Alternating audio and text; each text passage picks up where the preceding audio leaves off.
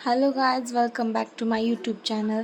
नमस्कार मंडळी, तुमचं सर्वांचं माझ्या यूट्यूब चॅनलवरती मनापासून स्वागत आहे. या ठिकाणी मी माझ्या बहिणीचं शूट करत होते. मेकअप शूट करायचं होतं तिला. विठ्ठल रुक्मिणीचं आषाढी एकादशीसाठी तिला खास असं काष्टा घालायचा होता आणि शूट करायचं होतं. तर या ठिकाणी मी तिला विचारत होते साडी कशी वाटते, तर तिला इतकी आवडली की तिने खूप छान तिचा रिस्पॉन्स होता. आणि लहान आहे बट थांबती, जास्त मला परेशान नाही करत. आणि तुम्हाला खरं नाही वाटणार, 5 मिनिट्सच्या आतमध्ये तिला साडी ड्रिप करून झाली. त्यानंतर साडी ड्रिपिंग झाल्यानंतर तिला मी मेकअप करण्यासाठी घेतलं आणि मेकअप ही खूप छान झाला. एवढा सूट करत होता मेकअप तिच्यावरती. आणि मी तिला इथं हसवत होते थोडंसं बोलून. ती थोडीशी ही झाली ती थकल्यासारखी म्हणून. आणि तिला हसी मजाक केली तिची थोडीशी. आणि तुम्हाला अशा प्रकारचे व्हिडिओ पाहायला आवडतील का, मला नक्की कमेंट करून सांगा. माझा पार्लरचाही कोर्स झालेला आहे पूर्ण. साडी ड्रिपिंग, हेअरस्टाईल, मेकअप मी सर्व करते, ऑर्डर देखील घेते. तर हा मेकअप लुक कसा वाटला आणि आणखीन व्हिडिओजमध्ये नवीन नवीन काय पाहायला आवडेल तुम्हाला, नक्कीच मला कमेंट करून सांगा. आणि तिची पण ID आहे, इन्स्टाला पण आहे आणि यूट्यूबला. तिने त्यावरती पूर्ण रील्स टाकले आहेत, तर तुम्ही नक्कीच जाऊन चेकआउट करा.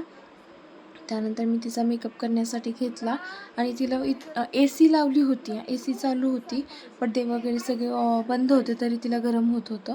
तर मग मी तिला फॅन दिला. तर तिचं होतं की चालू करून दे, असं कर तसं कर. तर थोडं हे करत होती आणि मला फार हसवलं देखील तिने.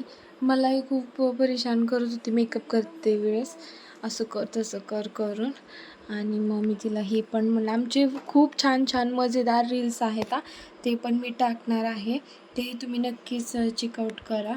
आणि मेकअप झाल्यानंतर आम्ही ज्ञानेश्वर मंदिरामध्ये शूटिंग करण्यासाठी गेलो होतो. तिचे खूप छान सुंदर असे फोटोज देखील मी काढले आहेत, तेही तुमच्यासोबत शेअर केले. या ठिकाणी हलका आणि नैसर्गिक दिसणारा म्हणजे स्नो मेकअप लुक मी या ठिकाणी तिचा क्रिएट करणार होते.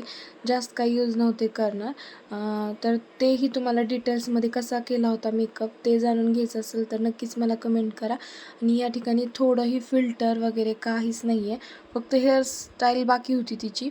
आणि मी तिला सांगितलं की मेकअपचं हे दाखव म्हणजे असं एक शॉर्ट व्हिडिओ दे, तर तेही मी ॲड केलं आहे यात, ती कशी दिसत होती वगैरे.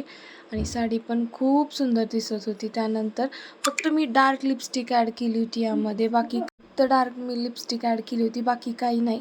त्यानंतर हेअरस्टाईल करायची होती आणि तिला फार आवडला. एवढा सुंदर असा पॅची नव्हता मेकअप, एकदम लाईट मेकअप आणि खूप छान कव्हरेज आलं होतं, तुम्ही पाहू शकता.